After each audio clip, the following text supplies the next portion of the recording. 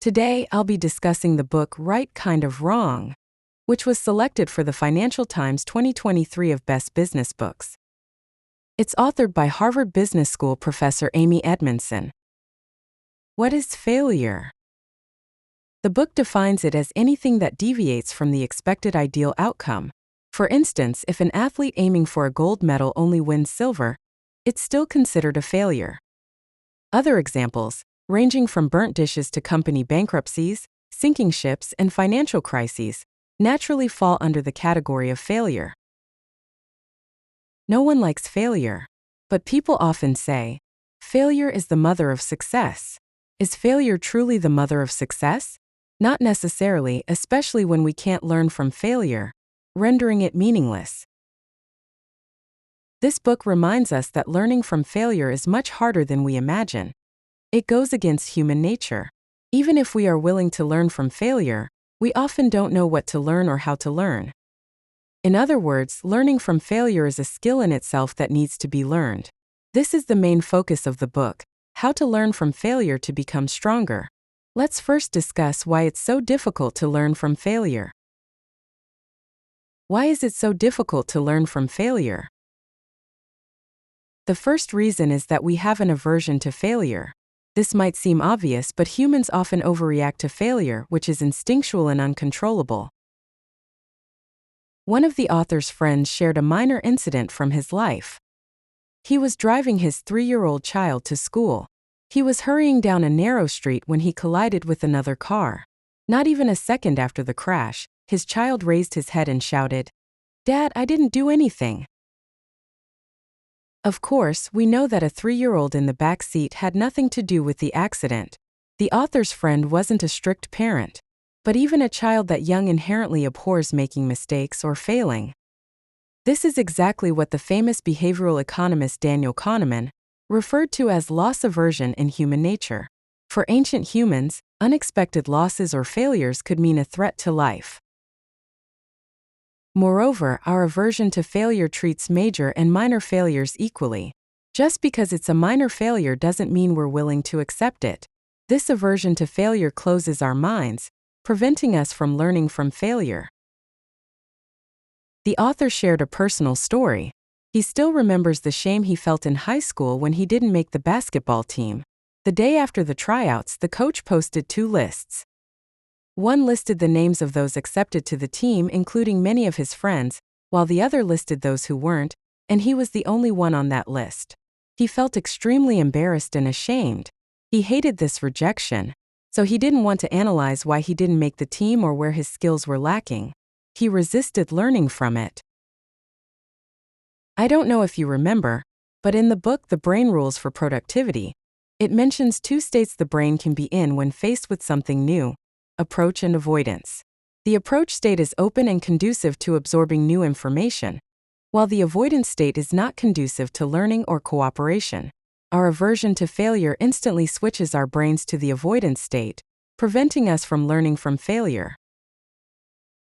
How do we counteract this aversion to failure? It is a counterinstinctive behavior, so it is clearly not easy. But we've all heard stories of people who have successfully overcome this instinct. For instance, Charlie Munger, whenever he finds out he's wrong, doesn't feel ashamed or angry but rather happy. He sees these failures and mistakes as a process of eliminating ignorance and becoming wiser. The book refers to this practice as reframing failure. There have been studies showing that athletes who win bronze medals and rank 3rd are happier than those who win silver. Why? Because they've redefined the outcome. Silver medalists think they were just short of winning gold, while bronze medalists feel that they almost got nothing, but at least they have a medal.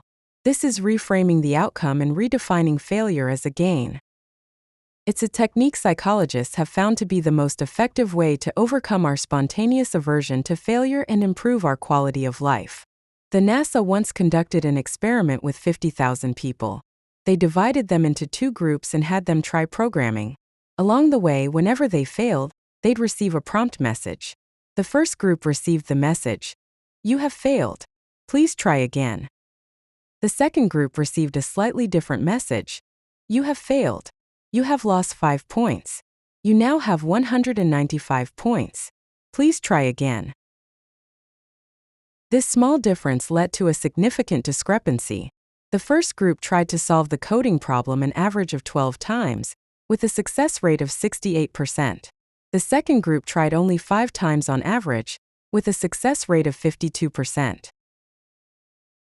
The reason for this difference was that the two groups were guided to view failure differently.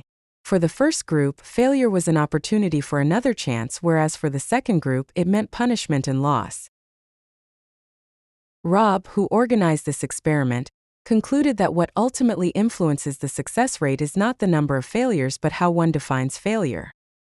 The author of Feel Good Productivity extended Rob's research with a thought experiment.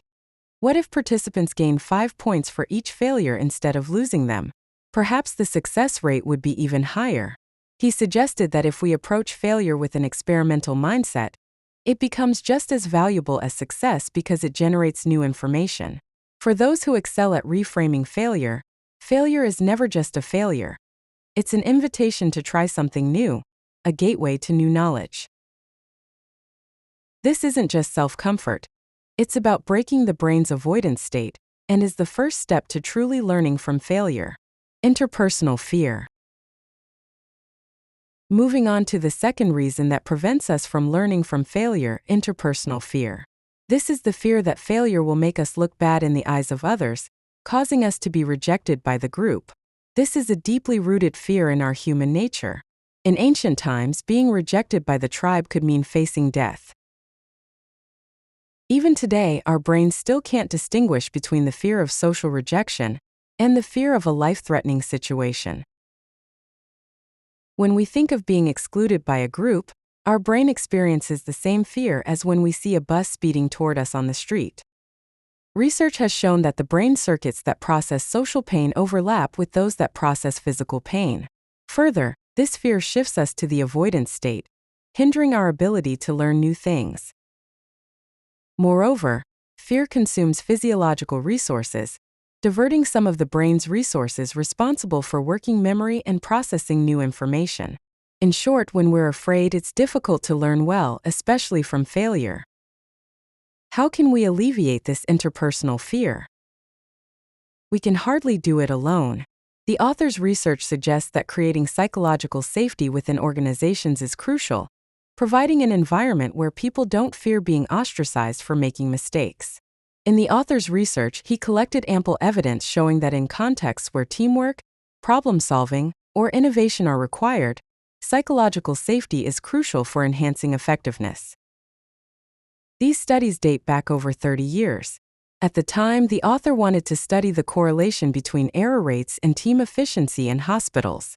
The study lasted 6 months. The author was about to graduate from graduate school and just wanted to prove what he thought was a straightforward conclusion. Better teams make fewer mistakes. Once he got that result, he would graduate smoothly. However, when the author received the data analysis results, he was stunned. The correlation between error rates and team efficiency was significant, but the direction was opposite to what he had imagined. Better teams didn't have a lower error rate. Instead, they had a higher one. This made the author very anxious. Yet this unexpected result led him to a more meaningful discovery. At the time, he spent a lot of time pondering whether better teams truly made more mistakes. After ruling out potential errors in the study and conducting various analyses, he discovered that better teams didn't make more mistakes. They reported more errors. In other words, they were more willing to reveal their errors and speak openly about them. Further investigation showed that the reason behind this was that better teams had established an open and inclusive atmosphere, where people felt free to speak up, admit mistakes, and learn from them. Or, in our earlier terms, better teams provided members with psychological safety, which led to better team performance. Several years after the study, the author began using the term psychological safety to describe this difference in workplace environments, which developed into a subfield of organizational behavior research. Today, over 30 years later, thousands of research papers in fields ranging from education to business to medicine have shown that organizations with higher levels of psychological safety perform better, have lower burnout rates, and even have lower patient mortality rates in the medical field. However, we might wonder if high psychological safety also means the team doesn't care about mistakes. Does this lead to lax self-discipline among team members? This brings us to psychological safety's ideal partner: high standards. While encouraging team members to pursue high standards, we should also provide them with sufficient psychological safety. This combination creates the most motivating organizational environment. Conversely, in the absence of psychological safety, insisting on high standards is the easiest way to fail. Psychological safety can help people in this rapidly changing and interdependent world overcome interpersonal fear, bravely pursue excellence, and learn and iterate more effectively from failure. However, working in teams with high psychological safety doesn't mean greater comfort. To protect themselves, humans tend to hide the truth. But here, people need to be open and honest, overcoming human weaknesses to directly discuss failure. But then again, which process of breaking out of the cocoon isn't accompanied by pain? Confusion. Okay, now we've discussed two factors that hinder us from learning from failure: aversion to failure and interpersonal fear. The third factor is confusion about the type of failure. This means that we often don't know which type of failure we're experiencing, whether it's worth learning from, and what kind of knowledge we can gain from it. Also, what types of errors and failures should we avoid, and what types of failures should we embrace? Many people may not have thought about these questions.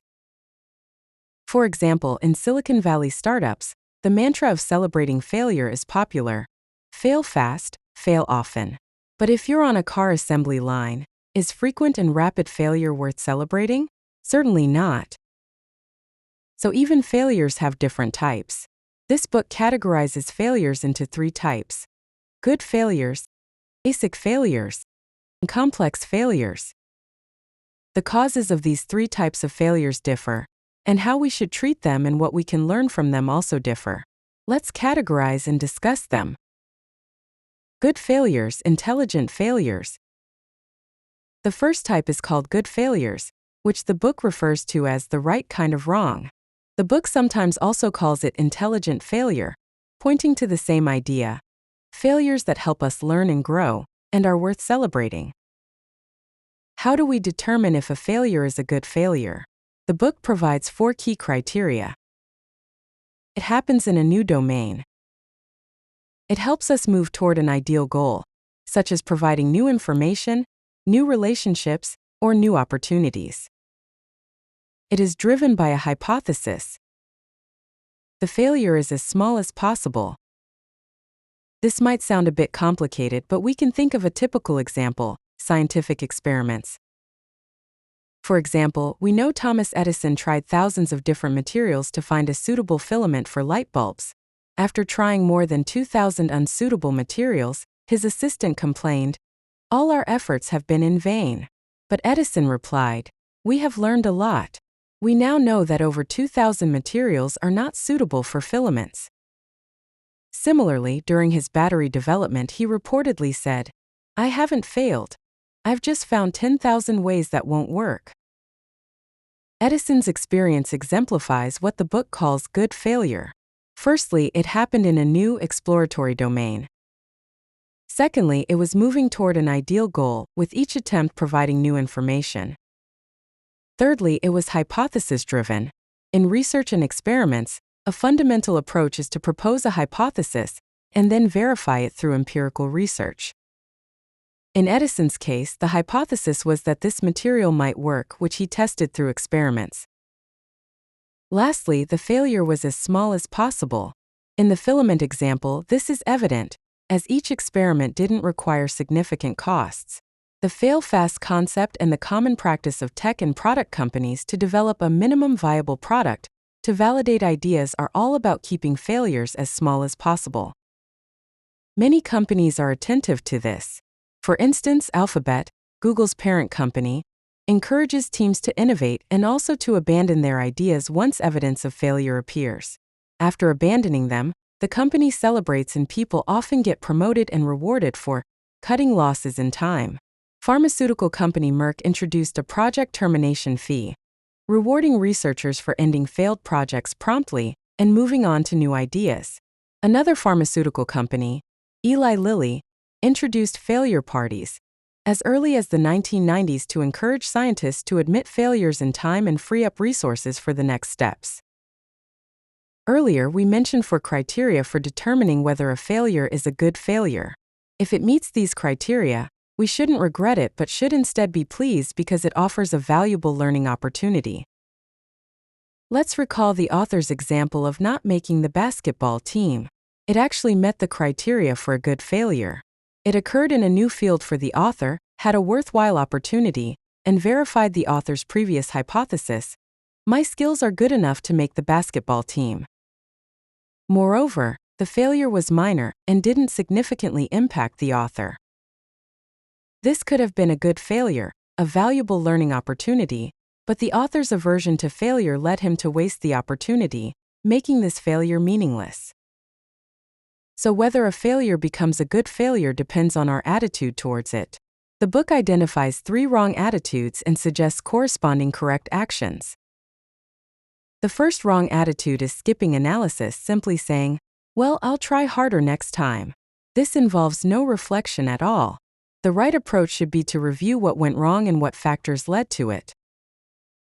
The second wrong attitude is superficial analysis, simply saying, "Okay, this path doesn't work, I'll try another way." But merely realizing that this path doesn't work isn't enough.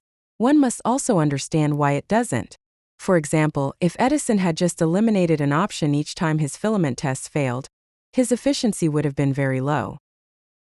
Only by analyzing the attributes of these materials and the reasons they didn't work could he narrow down the selection for future tests.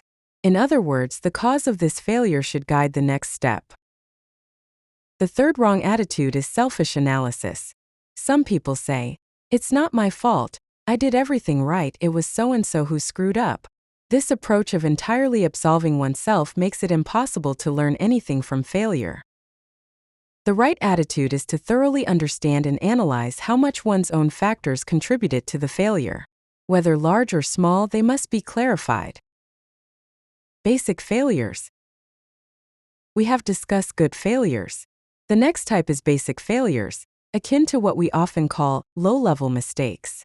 Examples include forgetting to refrigerate half-drunk milk, forgetting to add sugar while baking, forgetting to charge your phone before leaving, and denting your car while reversing too fast.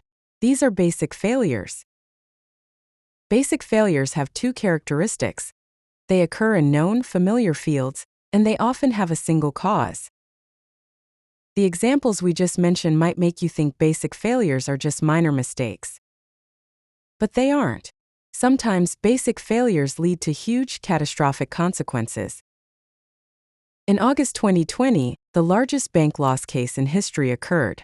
3 Citibank employees were supposed to transfer $8 million to companies managing loans for Revlon, but accidentally transferred $900 million instead. Later, they tried to recover the money, but the recipients refused to return it. Citibank sued them but lost in court. This small basic failure resulted in a loss of hundreds of millions of dollars. Let's look at another example. On a Halloween night, an American hospital received a stabbed patient. There are usually many injuries due to fights on Halloween. The patient seemed stable, breathing normally and not crying out in pain. He was just drunk and muttering. They found a 5 centimeters wound on the patient's abdomen, so they began preparing to treat it unhurriedly. However, the patient's condition suddenly worsened. He stopped talking and didn't respond when pushed, and his blood pressure dropped sharply. When they opened the patient's abdomen, blood gushed out. They found that the wound, which seemed small, was actually 30 centimeters deep and had pierced the aorta near the spine. The wound was caused by a bayonet when he was stabbed by someone dressed as a soldier that Halloween night. But the doctors and nurses, seeing the wound was small, forgot to ask how it was caused. These examples show that basic failures can sometimes lead to very serious consequences. Clearly, basic failures are a type we should try to prevent and reduce. What we can learn from these failures is how to prevent similar incidents from happening. The classic and most effective solution is to create checklists for typical error-prone scenarios, like the mnemonic we use before leaving home: ID, phone, keys, wallet. This is also a checklist. We mentioned earlier that both the bank and hospital incidents occurred because they didn't follow the checklist. In the bank incident, the senior manager approving the loan didn't verify all the checklist items. In the hospital case, they conducted a head-to-toe basic examination but forgot to ask the patient the routine question of what instrument caused the wound. We often underestimate the power of checklists, thinking that we can remember these things and don't need a checklist. But many basic failures happen because we overestimate our brain's reliability. Brain scientists have found that our brains can only remember 4 chunks at a time and can easily make mistakes when overwhelmed or nervous. Using a checklist effectively outsources the brain's memory work to avoid mistakes due to memory limitations. But the story doesn't end here. This book reminds us that simply having a checklist doesn't mean that we should directly use it every time we encounter a similar situation. We must always ask ourselves, is this checklist entirely suitable for the current situation? The book discusses a famous aviation accident. In 1982, an American plane crashed into the icy Potomac River. Investigators later found a recording of the pilots in the cockpit and discovered that the co-pilot routinely read out each checklist item, to which the captain responded after checking. However, when they reached the anti-icing equipment item, the captain's response was off. This was because the plane usually flew in warm climates. They forgot that the weather conditions were different this time, and the anti-icing equipment should have been activated. Not reviewing the checklist and blindly following it led to a disaster, causing 78 deaths. Therefore, to prevent basic failures, we need not only to create checklists but also to review and update them constantly. Now let's look at the third type of failure: complex failures. Let me tell you about a historical incident.